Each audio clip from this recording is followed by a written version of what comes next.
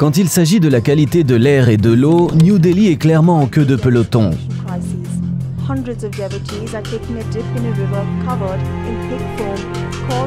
La plupart du temps, l'eau des rivières est recouverte d'une mousse toxique et la concentration de particules fines dans l'air est 23 fois plus élevée que la limite recommandée.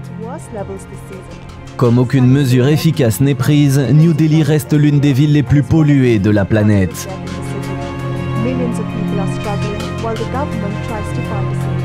The chief ministers of Punjab and Delhi say they're doing all they can to tackle pollution, but are calling on federal and state governments to work together. Lagos, au Nigeria, est connu pour deux choses qui laissent une impression durable. D'abord, le trafic. Avec ses 22 millions d'habitants, la ville est super bondée. Chaque jour, plus de 8 millions de personnes se déplacent dans 5 millions de véhicules, tous essayant de se faufiler sur un réseau routier minuscule. En moyenne, les habitants passent 1560 heures par an coincés dans les embouteillages. Ensuite, pas loin de la ville, il y a Makoko, aussi appelée la Venise de l'Afrique. C'est en gros un bidonville sur la côte atlantique. Avant, c'était un village de pêcheurs tranquilles, mais maintenant, environ 200 000 personnes y vivent.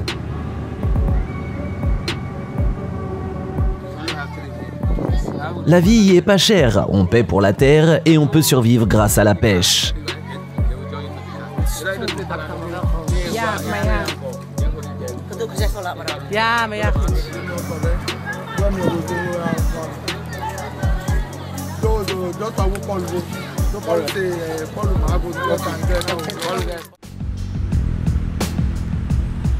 Avec la hausse des loyers et l'augmentation de l'immigration, la crise du logement aux États-Unis n'a jamais été aussi grave.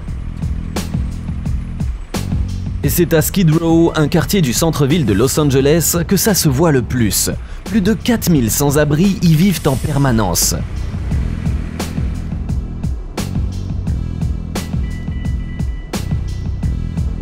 Depuis les années 1930, c'est là que se trouve la plus grande concentration de sans-abri au monde.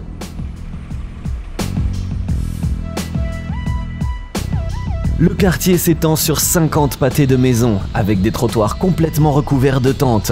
Même la police ne vient pas ici, sauf si on l'appelle.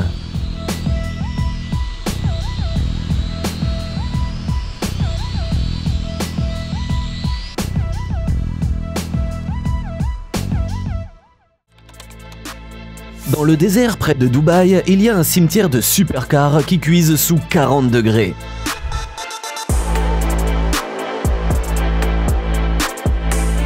Tu y trouveras toutes les marques de voitures de luxe imaginables, mais elles sont toutes enfouies sous d'épaisses couches de poussière.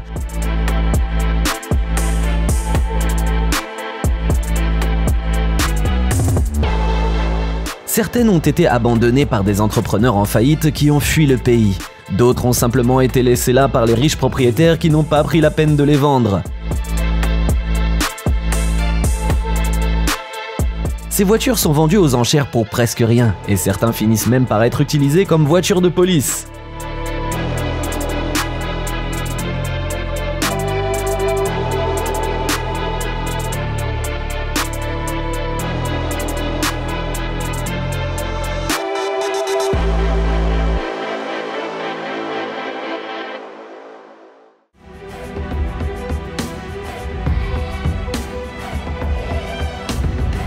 Mumbai, c'est vraiment une ville pleine de contrastes.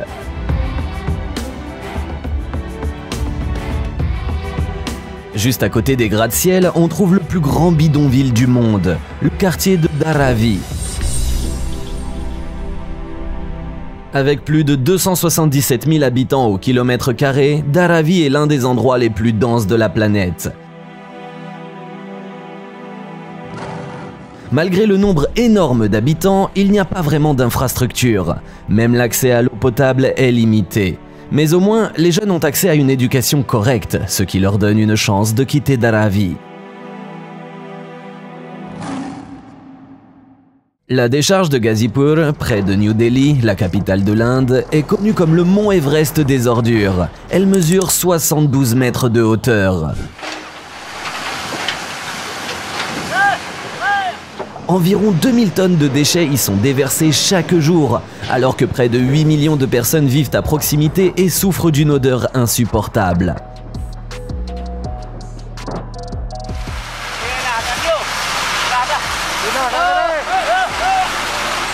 Ouverte en 1984, la décharge a atteint sa capacité maximale en 2002, mais les autorités locales continuent d'y déverser des déchets.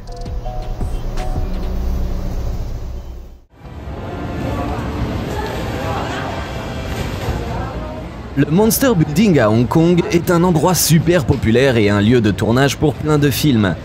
Mais sa célébrité dans les médias a un côté moins glamour. Ce bâtiment montre bien la crise du logement à Hong Kong, où les gens vivent entassés dans des espaces minuscules.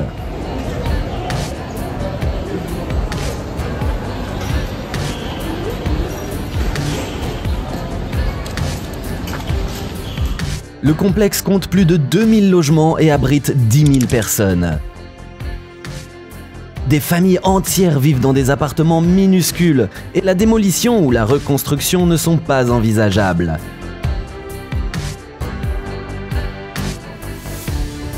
À cause de la structure complexe du bâtiment, même les réparations de base, comme réparer les câbles de communication, sont super difficiles.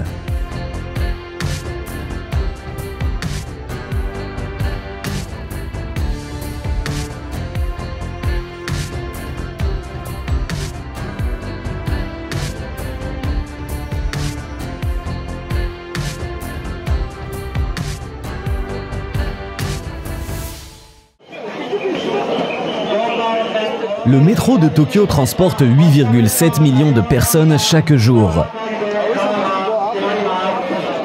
Évidemment, la foule est super dense dans les wagons. À certains endroits, les gens attendraient simplement le prochain train, mais les passagers japonais, très ponctuels, montent quoi qu'il arrive.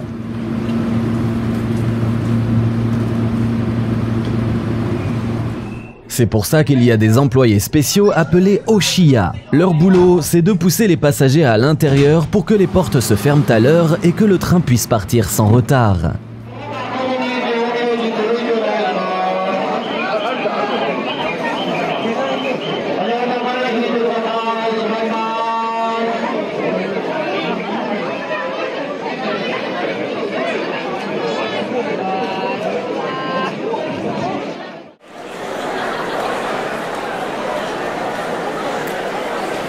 Même le métro de Tokyo n'a rien à voir avec les trains au Bangladesh. Le réseau ferroviaire du pays est tellement bondé que les gens utilisent chaque centimètre carré, s'accrochant aux bords, aux fenêtres et même assis sur le toit.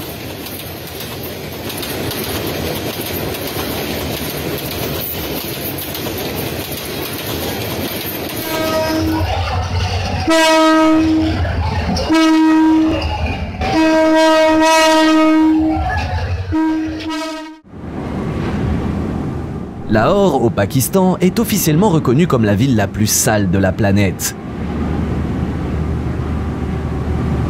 Les habitants respirent un air toxique dont l'indice de pollution est de 348, soit 3 fois plus que les niveaux maximums autorisés.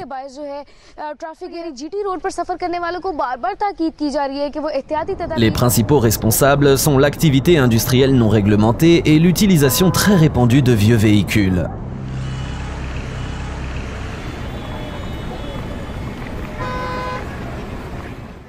La décharge de Dandora, près de Nairobi au Kenya, a déclenché une crise humanitaire.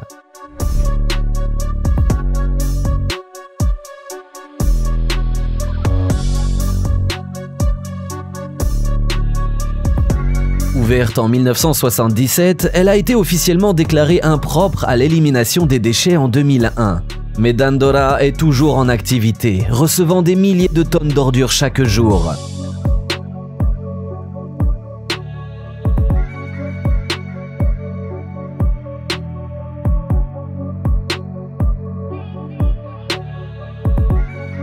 Évidemment, ça a des conséquences pour les gens qui vivent là, qui doivent respirer des nuages de fumée et des gaz toxiques. Les déchets polluent aussi le sol et l'eau souterraine. Les concentrations de plomb sont 10 fois plus élevées que ce qui est autorisé.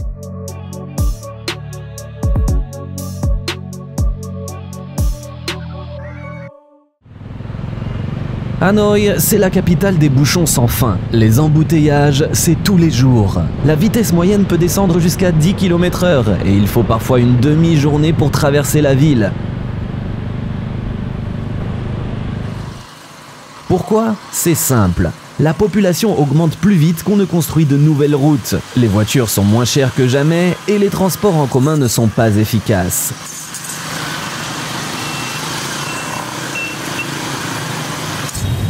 Mais le gouvernement prévoit de rénover le réseau de transport en commun et même d'interdire les motos d'ici 2030.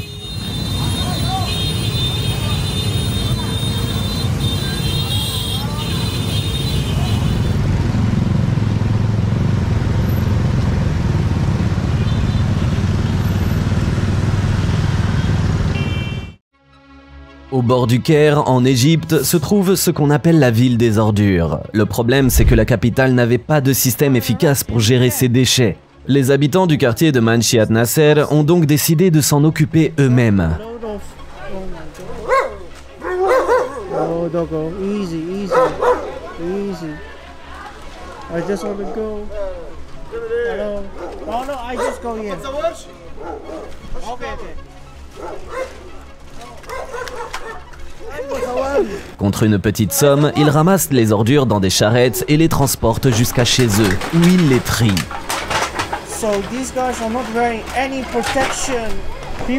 En 1969, la municipalité a décidé de regrouper tous les ramasseurs d'ordures dans une seule zone.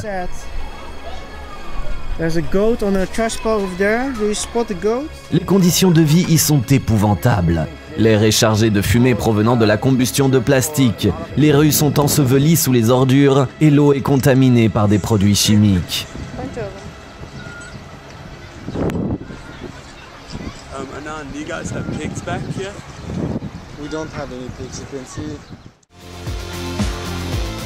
L'idée de la consommation intelligente en Chine s'est avérée être un échec total. En 2015, les services de vélo en libre service sont devenus très populaires pour aider à réduire les embouteillages en ville. Mais en quelques années, beaucoup de ces entreprises ont fait faillite parce que l'offre était bien trop importante par rapport à la demande.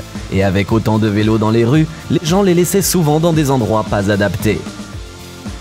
C'est pour ça qu'on a commencé à voir apparaître des cimetières de vélos près de grandes villes, avec plein de vélos encore en parfait état. Pendant les vacances, les routes chinoises deviennent un véritable cauchemar. Un trajet qui prend normalement 1h30 peut se transformer en un calvaire de 6 heures. Le problème principal, c'est le manque d'itinéraires alternatifs et l'explosion du nombre de voitures dans le pays. Même le plus grand péage du réseau autoroutier chinois est impuissant face à une telle crise du trafic.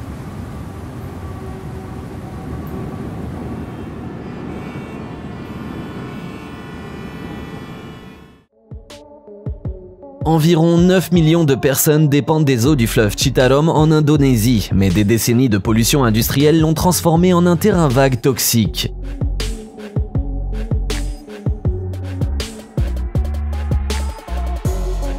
La rivière est remplie de métaux lourds et de bactéries, et les habitants sont obligés de boire cette eau contaminée. La principale source de pollution est constituée par les 2000 usines situées le long des berges qui déversent leurs déchets directement dans l'eau. Le gouvernement a lancé un programme de nettoyage de 50 millions de dollars qui inclut l'interdiction des décharges et des efforts de reboisement. Mais des pipelines cachés et la corruption continuent de freiner les progrès.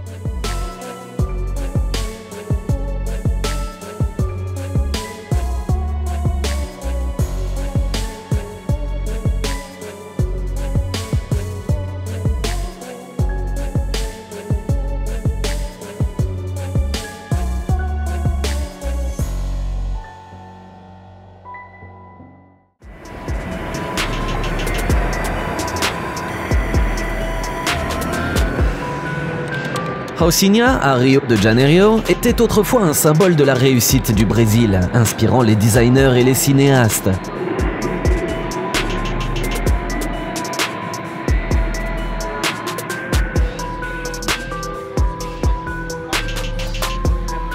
Mais aujourd'hui, on dirait plutôt une zone de guerre où des gangs criminels se battent pour son contrôle. Plus de 200 000 personnes vivent dans ces bâtiments et sont confrontées quotidiennement à des coups de feu et à des pillages.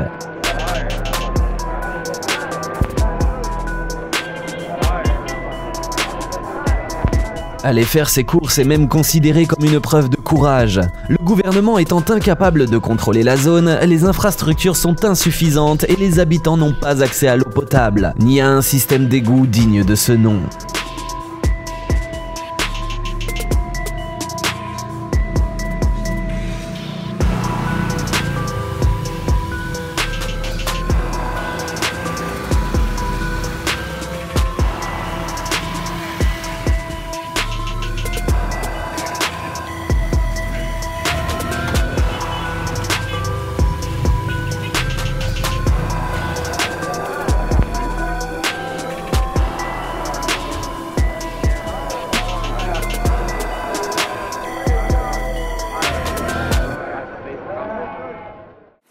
Amsterdam a une super infrastructure pour les vélos, mais il y a presque autant de vélos dans les canaux de la ville que dans ses rues. Plus de 15 000 vélos en sont retirés chaque année.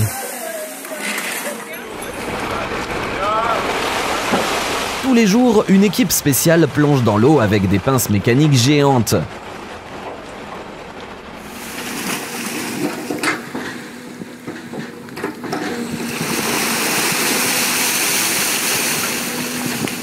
De temps en temps, ils sortent même des frigos ou des voitures, soit environ 50 à l'année.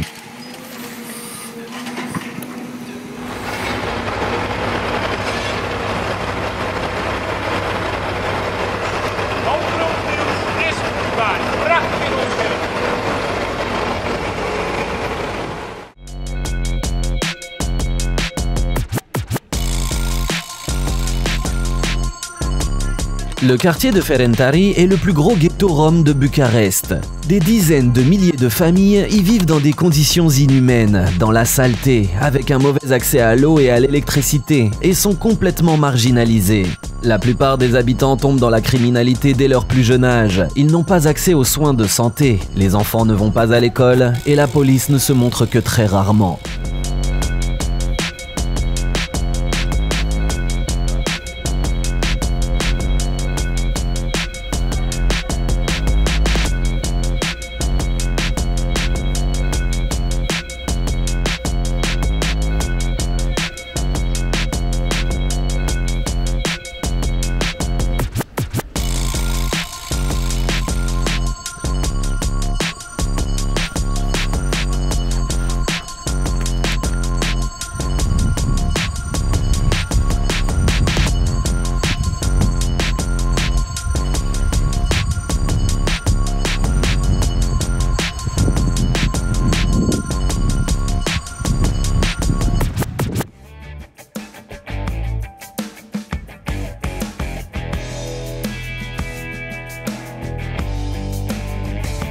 La Paz est la capitale de facto de la Bolivie. À 3600 mètres d'altitude, c'est la capitale la plus haute du monde. Ses faubourgs sont un enchevêtrement chaotique de constructions de fortune faites de briques bon marché et de tôle.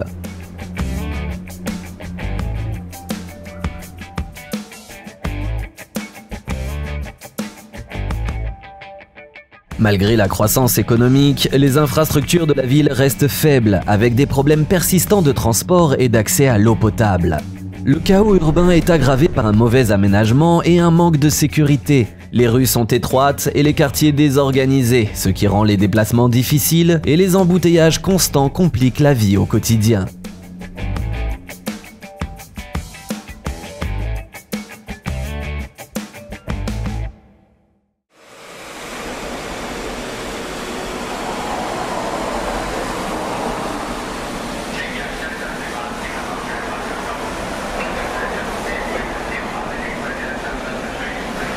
La gare de Lidziba, à Kongsin, est un projet architectural unique où un monorail traverse directement un immeuble résidentiel. Elle a été construite en même temps que le complexe d'appartements, afin de minimiser le bruit et les vibrations pour les résidents. Ce n'est pas tout le monde qui voudrait vivre là-bas, mais ça n'a pas empêché la station balnéaire de devenir une attraction touristique populaire.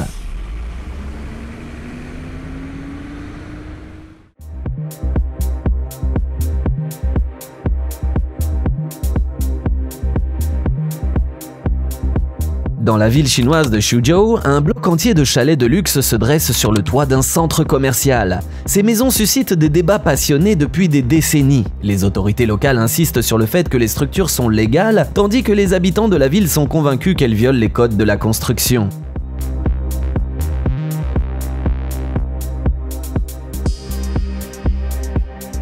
Quoi qu'il en soit, ces mystérieuses villas sur les toits sont devenues un repère bien connu dans la région, surtout sur Internet, où elles continuent de faire l'objet de débats très animés.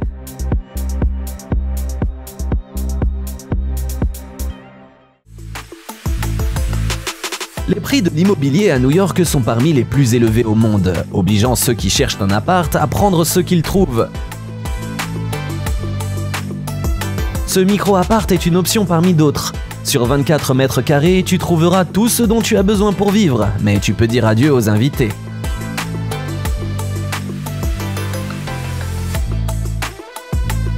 Certains y voient la maison du futur, d'autres un signe de l'aggravation des inégalités sociales.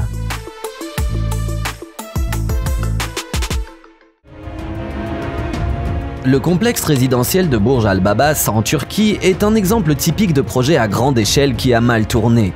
Construit dans une région pittoresque, ce vaste complexe comprend des centaines de mini-châteaux à moitié terminés, tout droit sortis d'un conte de fées. Le projet a été conçu comme un complexe touristique de luxe pour les millionnaires du Moyen-Orient, chaque château étant vendu au prix d'un demi-million de dollars. Cependant, les investisseurs ont été malchanceux. Une chute brutale des prix du pétrole a réduit les revenus des acheteurs potentiels, et la crise financière qui a suivi a provoqué l'effondrement de la monnaie turque. La société à l'origine du projet a fait faillite, laissant le chantier inachevé. Au final, les châteaux sont restés vides et sans vie.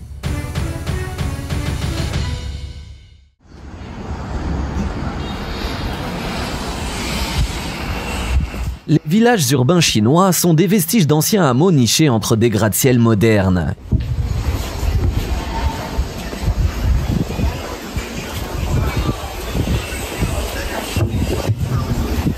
Ils sont surtout habités par des travailleurs migrants qui vivent dans la pauvreté et dans des conditions difficiles.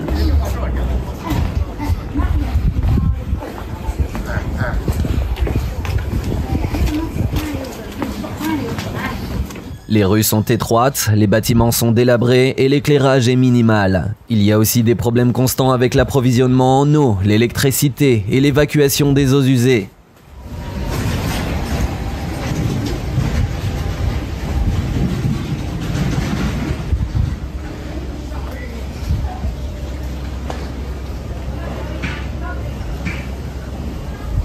Ces villages ont vu le jour pendant l'urbanisation rapide de la Chine, quand les institutions publiques n'ont pas réussi à fournir des logements convenables aux gens qui venaient de la campagne.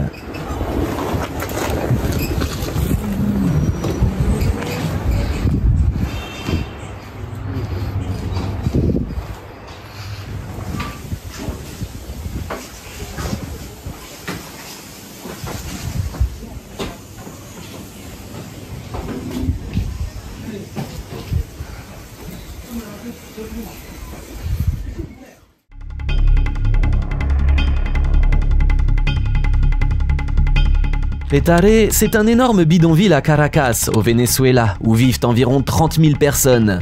Les gens qui y vivent doivent faire face à des problèmes quotidiens tels que le manque d'hygiène et l'insécurité. À première vue, l'idée d'organiser des visites touristiques dans ce quartier peut sembler bizarre, mais c'est une source de revenus pour les habitants.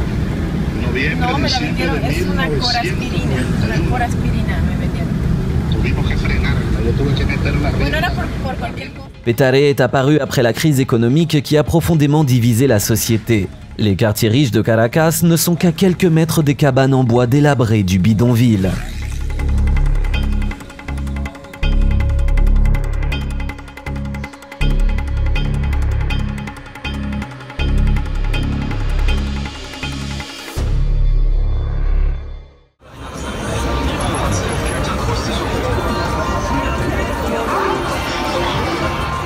Le carrefour de Shibuya à Tokyo est connu pour ses incroyables embouteillages de piétons. Ouvert en 1973, il permet à plusieurs milliers de personnes de traverser la rue en même temps.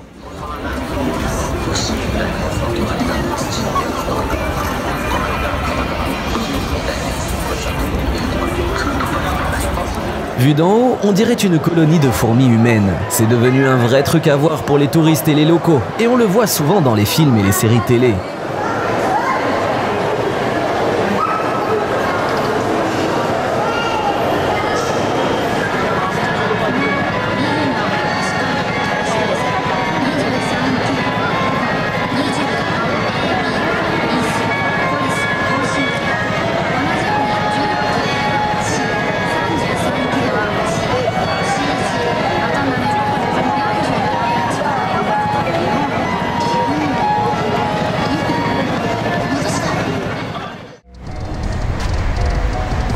Les gens qui vivent dans ces maisons à Naples doivent supporter le bruit, la saleté et un sentiment de danger en permanence. Ils entendent les klaxons 24 heures sur 24, 7 jours sur 7, respirent les gaz d'échappement et ressentent les vibrations de l'énorme viaduc au-dessus de leur tête. Les accidents sont fréquents, des supports se cassent, des fissures apparaissent et l'eau de pluie s'infiltre dans les bâtiments, endommageant les façades et les appartements. Pour la plupart des habitants, il n'est pas envisageable de déménager. Les alternatives à la vie sous le pont sont soit trop chères, soit difficiles à trouver.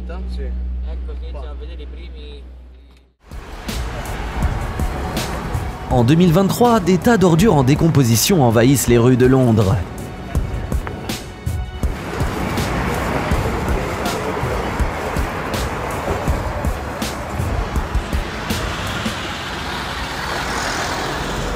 Les éboueurs ont fait grève après que la direction a refusé leur demande d'augmentation de salaire. Les commerçants ont dû se débrouiller pour jeter leurs ordures, ce qui leur a coûté cher.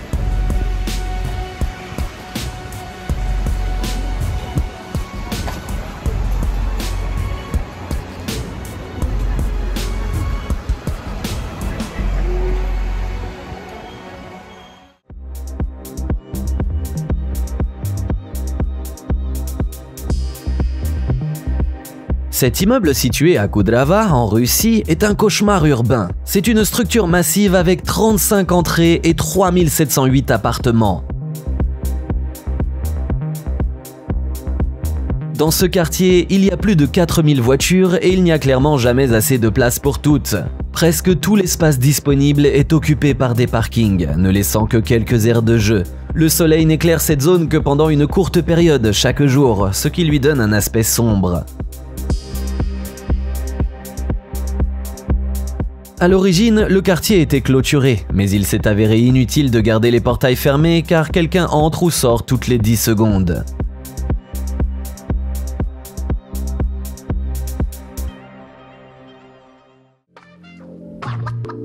La forêt verticale de Milan, c'est un complexe résidentiel avec 2 tours, l'une de 110 mètres de haut et l'autre de 76 mètres. Comme tu peux l'imaginer, elles sont toutes recouvertes de verdure. 900 arbres, 5000 arbustes et 11 000 plantes herbacées. Au total, ça fait 4 hectares de végétation. Grâce à cette couverture végétale, le complexe améliore l'écologie de la ville, purifie l'air, régule la température et stimule la biodiversité dans la région.